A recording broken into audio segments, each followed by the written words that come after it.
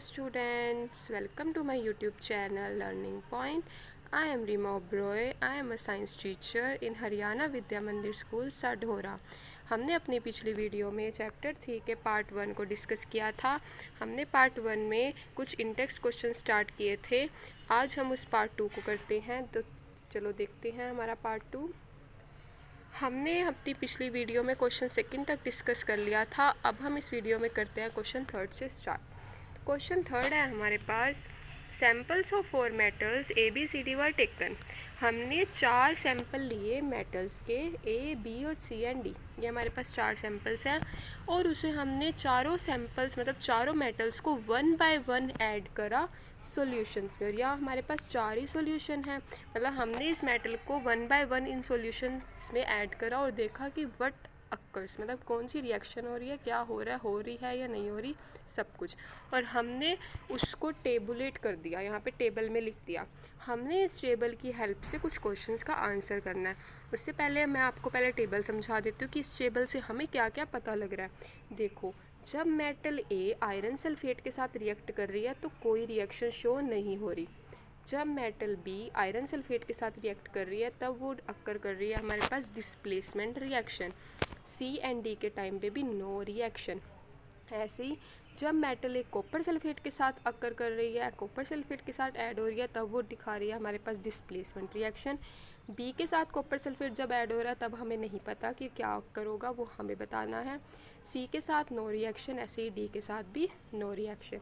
ऐसे ही zinc sulphate के साथ जब सी रिएक्ट कर रही है तो नो रिएक्शन, और डी रिएक्ट कर रही है तब भी no reaction. Last silver nitrate के साथ जब सी रिएक्ट कर रही है तब डिस्प्लेसमेंट अक्कर कर रही है, बट डी तब भी नो रिएक्शन। तो देखो हमारे पास, अब देखते हैं हम अपना फर्स्ट क्वेश्चन पूछा है हमें, which is the most reactive metal. हमारे पास इन चारों में से रिएक्टिव मेटल है कौन सी, तो हम अपना फर्स्ट एबिलिटी देखते हैं। देखो हमारे पास ए के साथ जब हमने आयरन सल्फेट की रिएक्शन करी तो नो रिएक्शन अक्कर हुई। इसका मतलब ए हमारे पास इतनी रिएक्टिव मेटल नहीं है कि वो आयरन सल्फेट से आयरन को डिस्प्लेस कर दे। बट जब बी आयरन सल्फेट के साथ रिएक्ट करी तो उसने डिस्प्लेसमेंट शो कर दी। इसका मतलब बी तो हमारे पास आयरन से भी ज़्यादा रिएक्टिव हुई, जिसने उस आयरन सल्फेट से आयरन को डिस्प्लेस कर दिया और डिस्प्लेसमेंट रिएक्शन शो कर दी। और सी और डी के टाइम पे भी नो रिएक्शन। तो इसका मतलब पता लगता है हमें कि ए बी सी डी में से जो पी है वो सबसे ज़्यादा रिएक्टिव है, क्योंकि उसने आयरन सल्फेट के सॉल्यूशन में से आयरन को डिस्प्लेस कर दिया। तो इसीलिए पावर किसकी बढ़ गई, पी की। तो हमारे पास मोस्ट रिएक्टिव मेटल कौन सी हुई, बी। नेक्स्ट है हमारे पास कि आप क्या ऑब्जर्व करोगे अगर बी को कॉपर सल्फेट के सॉल्यूशन में ऐड कर दे। ये जो हमारे पास ब्लैंक स्पेस था ये अब हमें फिल करना है कि जब बी कॉपर सल्फेट के साथ ऐड होगा तो हमारे पास क्या शो होगा। देखो बी जब इतना रिएक्टिव है कि अगर उसने आयरन को डिस्प्लेस करके डिस्प्लेसमेंट रिएक्शन शो करती तो ऑफकोर्स वो कॉपर सल्फेट के सॉल्यूशन में से भी कॉपर को डिस्प्लेस करके हमारे पास डिस्प्लेसमेंट रिएक्शन शो कर देगा। तो इसीलिए हम क्या ऑब्जर्व करेंगे, यहाँ पे भी हम डिस्प्लेसमेंट रिएक्शन शो करेंगे। ठीक है, डिस्प्लेसमेंट रिएक्शन देखेंगे कि डिस्प्लेसमेंट रिएक्शन हो रही है। लास्ट है हमारे पास कि हमें इन चारों मेटल्स को अरेंज करना है in the order of decreasing reactivity. कि सबसे कम रिएक्टिव कौन है, फिर सबसे थोड़ा ज़्यादा, फिर सबसे ज़्यादा रिएक्टिव कौन है, फिर उससे कम, फिर उससे कम, फिर उससे कम। हमें डिक्रीजिंग ऑर्डर में इसको दिखाना है। तो देखो हमें इतना तो पता लग गया था कि बी तो सबसे पहले नंबर पे है, क्योंकि बी तो सबसे ज़्यादा पावरफुल है। अब हमारा कंपटीशन आता है ए सी डी में। अब हमें टेबल 2 के थ्रू पता लगा, ये हमारा जो टेबल है, हमारे पास ए कॉपर सल्फेट के साथ तो डिस्प्लेसमेंट शो कर रहा है, बट सी और डी तो कॉपर सल्फेट के साथ भी कोई रिएक्शन शो नहीं कर रहे। इसका मतलब अब ए सी और डी में से सेकंड नंबर पे जो है हमारे पास वो है ए। तो इसीलिए हमारे पास नेक्स्ट है रिएक्टिव ए। अब बारी आ गई सी और डी की। देखो अब आपके पास थर्ड से तो पता लग रहा है कि जिंक सल्फेट के साथ तो ना सी रिएक्ट कर रहा है ना डी रिएक्ट कर रहा है, बट सिल्वर नाइट्रेट के साथ भी सी तो डिस्प्लेसमेंट रिएक्शन शो कर रहा है, डी तो वो भी नहीं कर रहा। मतलब डी ने तो चारों टाइम पे नो रिएक्शन। इसका मतलब डी के अंदर तो इतनी रिएक्टिविटी है ही नहीं कि वो किसी के साथ डिस्प्लेसमेंट कर सके। तो इसीलिए हमारे पास थर्ड नंबर पे आएगा सी और एट लास्ट आएगा डी। तो ये आपका हुआ थर्ड का आंसर। आई होप आपको ये तीनों पार्ट अच्छे से समझ आ गए होंगे। एक बार हम इनके आंसर्स को रिटन फॉर्म में भी देख लेते हैं।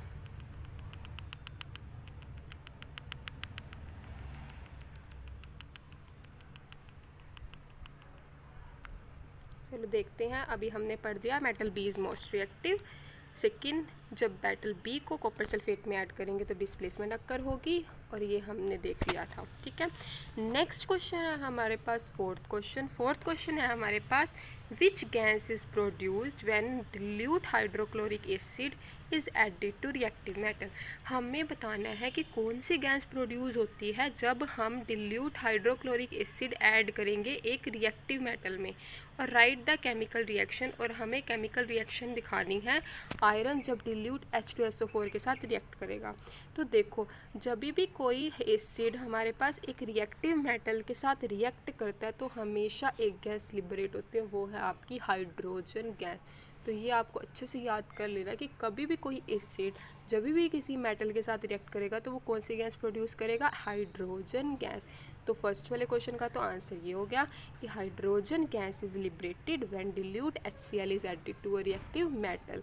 नेक्स्ट हमें रिएक्शन बतानी है आयरन की, किसके साथ, डिल्यूट H2SO4 के साथ। तो जो आयरन है वो जब H2SO4 के साथ रिएक्ट करेगा तो वो आयरन है हमारे पास H2 से ज़्यादा रिएक्टिव, जो ज़्यादा रिएक्टिव होगा वो तो उससे डिस्प्लेसमेंट कर जाएगा। तो इसीलिए यहाँ पे क्या होगा, FeSO4 के साथ डिस्प्लेसमेंट कर जाएगा और H2 गैस इसमें से भी बाहर निकल जाएगी। तो ये आपकी हुई केमिकल रिएक्शन जब आयरन ने रिएक्ट करा किसके साथ, डिल्यूट H2SO4 के साथ।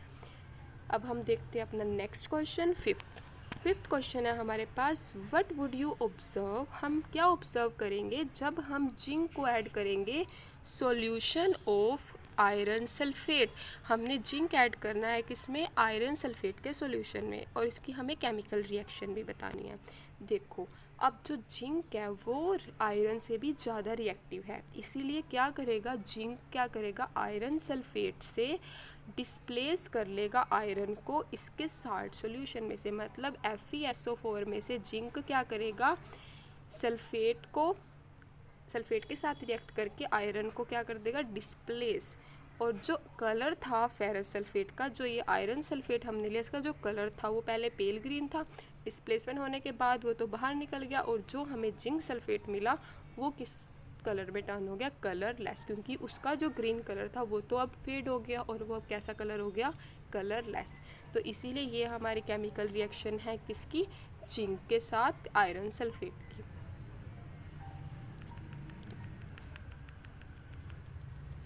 नेक्स्ट क्वेश्चन है हमारे पास इंटेक्स्ट क्वेश्चन, आपका पेज नंबर 49।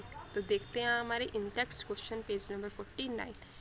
फर्स्ट क्वेश्चन है हमारे पास, write the electron dot structure for sodium, oxygen and magnesium. हमें इलेक्ट्रॉन डॉट स्ट्रक्चर बनाना है किसका, सोडियम, ऑक्सीजन एंड मैग्नीशियम का। सेकेंड में उसके बाद हमें इनके show the formation of sodium oxide and magnesium oxide by the transfer of electron. और उसके बाद हमें बताना है कि किस टाइप के आयंस प्रेजेंट हो गए इस कंपाउंड में। तो देखो, इलेक्ट्रॉन डॉट स्ट्रक्चर के लिए हमारे पास 3 एलिमेंट्स है, sodium, oxygen and magnesium. Electron dot structure का मतलब क्या होता है, इसके लिए पहले आपको इलेक्ट्रॉनिक कॉन्फ़िगरेशन लिखनी आनी बहुत ही ज़रूरी है। तो देखो, सबसे पहले हम देखते हैं सोडियम को। हमें पता है सोडियम का एटॉमिक नंबर क्या होता है, 11। आपने ये 9th में पढ़ा होगा। हम इनको KLMN शेल में डिस्ट्रीब्यूट करते हैं, वहाँ से हमें इनकी इलेक्ट्रॉनिक कॉन्फ़िगरेशन पता लगती है। तो हमें पता है KLM, K शेल में मैक्सिमम 2, L में मैक्सिमम 8 और M में मैक्सिमम होते हैं 8। तो देखो 11 को फिल करो, K में चले जाएंगे 2, फिर 8, फिर 1। इसका मतलब इसके हमारे पास क्या हो गए, 2, 8, 1। तो इसके लास्ट शेल में कितने इलेक्ट्रॉन प्रेजेंट है, 1। तो इसीलिए इसका इलेक्ट्रॉन डॉट स्ट्रक्चर क्या होगा, N है उसके ऊपर 1 डॉट, क्योंकि हमारे पास जो लास्ट जो आउटर मोस्ट शेल में इलेक्ट्रॉन बचते हैं वो हमारे पास फ्री इलेक्ट्रॉन्स होते हैं, वो किसी के साथ रिएक्ट नहीं कर पाते, इसीलिए वो फ्री इलेक्ट्रॉन है। तो ये आपका Na का हो गया इलेक्ट्रॉन डॉट स्ट्रक्चर। नेक्स्ट देखते हैं हम ऑक्सीजन का। देखो, ऑक्सीजन का हमारे पास एटॉमिक नंबर क्या होता है, बताओ। ऑक्सीजन का होता है 16। इसको जब हम डिस्ट्रीब्यूट करेंगे KLM शेल में तो 2 8 और 2 10, इसमें रह गए 6। इसका मतलब इसके आउटर मोस्ट शेल में कितने इलेक्ट्रॉन हैं? 6। तो इसीलिए ऑक्सीजन आउटर मोस्ट शेल में हमारे पास 6 इलेक्ट्रॉन है। उन 6 इलेक्ट्रॉन्स को हमने ऐसे ड्रॉ कर दिया। मतलब जितने भी आपके आउटर मोस्ट शेल में इलेक्ट्रॉन होंगे आपको उनको ड्रॉ करना है। लास्ट आपका आ गया मैग्नीशियम। मैग्नीशियम का इलेक्ट्रॉनिक नंबर होता है आपके पास 12 को फिल करो 2 8, फिर कितने रह गए 2। मतलब इसके आउटर मोस्ट शेल में कितने इलेक्ट्रॉन्स हैं हमारे पास? 2। तो इसीलिए हमारे पास मैग्नीशियम के साथ हमने कितने इलेक्ट्रॉन डॉट लगा दिए? 2। तो ये आपका हो गया इलेक्ट्रॉन डॉट स्ट्रक्चर सोडियम का, ऑक्सीजन का एंड मैग्नीशियम का। नेक्स्ट हम देखेंगे कि ये जो सोडियम ऑक्साइड और मैग्नीशियम ऑक्साइड है ये कैसे फॉर्म्ड होते हैं बाय ट्रांसफ़र ऑफ इलेक्ट्रॉन को कैसे ट्रांसफ़र करते हैं। तो देखो अभी हमने पढ़ा Na के पास इलेक्ट्रॉन एक फ्री पड़ा है, ऐसे ही हमारे पास जैसे यहाँ पे 2 Na है ना, Na2O, तो हमने इन सब की इलेक्ट्रॉन डॉट स्ट्रक्चर बना लिए। ये भी Na का बना लिया और नीचे भी Na का बना लिया और साथ में हमने बना लिया ऑक्सीजन का। देखो हर एक को अपने ऑक्टेट कंप्लीट करना होता है। अपना ऑक्टेट मतलब उसको ये होता है कि उसके जो आउटर मोस्ट शेल में क्या हो 8 इलेक्ट्रॉन रहे। तो हमने Na का पढ़ा, Na के पास 281 होते हैं। अगर इसको अपना ऑक्टेट कंप्लीट करना है तो ये क्या करेगा, अपना जो एक इलेक्ट्रॉन है ये ट्राई करेगा कि ये किसी को दे दे ताकि इसके पास कितने हो जाएं, 8 कंप्लीट हो जाए। अब देखो वहीं ऑक्सीजन के पास लास्ट शेल में 6 है। मतलब इसको अगर 2 इलेक्ट्रॉन कहीं से मिल जाए तो इसके लास्ट शेल में 8 इलेक्ट्रॉन क्या हो जाएंगे, कंप्लीट। तो हम क्या करेंगे, इस सोडियम से 1 इलेक्ट्रॉन ऑक्सीजन को दे देंगे, ऐसे इस सोडियम से 1 इलेक्ट्रॉन ऑक्सीजन को दे देंगे। अब याद रखना जहाँ से इलेक्ट्रॉन जाते हैं उसके ऊपर चार्ज जाता है पॉजिटिव का। तो इसी Na ने भी एक इलेक्ट्रॉन दिया और इसने भी।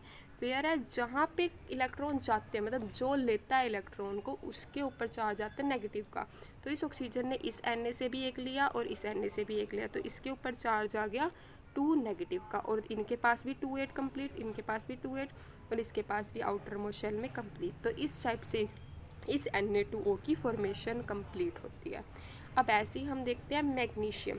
देखो मैग्नीशियम के पास तो लास्ट शेल में 2 इलेक्ट्रॉन पड़े हैं और ऑक्सीजन को भी 2 चाहिए। तो इसमें तो हमें 2 मैग्नीशियम लेने की ज़रूरत नहीं है, एक ही मैग्नीशियम लेंगे, वही अपने 2 इलेक्ट्रॉन को क्या कर देगा, ऑक्सीजन को दे देगा। तो इसीलिए मैग्नीशियम पे चार्ज लग गया 2 पॉजिटिव और ऑक्सीजन पे चार्ज लग गया 2 नेगेटिव, क्योंकि मैग्नीशियम ने क्या किया है, दिए हैं, और ऑक्सीजन ने क्या किया है, लिए हैं। तो मतलब जो लॉस करता है अपने इलेक्ट्रॉन को उस पर पॉजिटिव चार्ज और जो गेन करता है उस पर कैसा चार्ज होता है, नेगेटिव चार्ज। तो इस टाइप से हमारा क्या फॉर्म्ड हो गया, मैग्नीशियम ऑक्साइड। तो आपको इनके लिए इलेक्ट्रॉनिक कॉन्फ़िगरेशन का पता होना बहुत ही ज़रूरी है। अगर आपको ये इलेक्ट्रॉनिक कॉन्फ़िगरेशन का पता है तो आप इन स्ट्रक्चर्स को ईजिली आप बना सकते हो। अब देखते हैं हम अपना इसका थर्ड पार्ट क्या था, what are the ions present in this compound. कैसे आयंस है, देखो अभी हमने पढ़ा कि Na2O में आयंस प्रेजेंट, Na पॉजिटिव, क्योंकि Na के पास एक इलेक्ट्रॉन डोनेट किया तो इसलिए Na के ऊपर लगा हमारा +1 तो लिखो ना लिखो एक ही बात है, और O पे लगा O2 negative. Where as in MgO कौन कौन से आयन प्रेजेंट है, एक तो मैग्नीशियम 2 पॉजिटिव, क्योंकि मैग्नीशियम ने भी 2 लॉस किए और ऑक्सीजन ने 2 गेन किए, तो इसलिए ऑक्सीजन पे 2 नेगेटिव। नेक्स्ट क्वेश्चन है हमारे पास, why do ionic compounds have high melting point. जो आयनिक कंपाउंड्स होते हैं मतलब जिनमें आयंस होते हैं उनका मेल्टिंग पॉइंट इतना हाई क्यों होता है। देखो हमें पता है अगर आयनिक कंपाउंड्स है तो वो किससे बने होंगे, आयन से। आयन्स किस टाइप के होते हैं, 2 टाइप के, पॉजिटिव नेगेटिव। तो इसीलिए ionic compounds are made up of positive and negative ions. और हमें पता है जहाँ पॉजिटिव और नेगेटिव आयन्स आ जाए उनके बीच स्ट्रॉन्ग फोर्स ऑफ अट्रैक्शन होती है अपोजिटली चार्ज्ड आयन्स में। मतलब उनके वो आपस में बहुत स्ट्रॉन्गली फोर्स के साथ जुड़े होंगे, और जहाँ फोर्स ज़्यादा होगा वहाँ तो हमें उन फोर्स ऑफ अट्रैक्शन को ब्रेक करने के लिए बहुत ज़्यादा हीट एनर्जी चाहिए।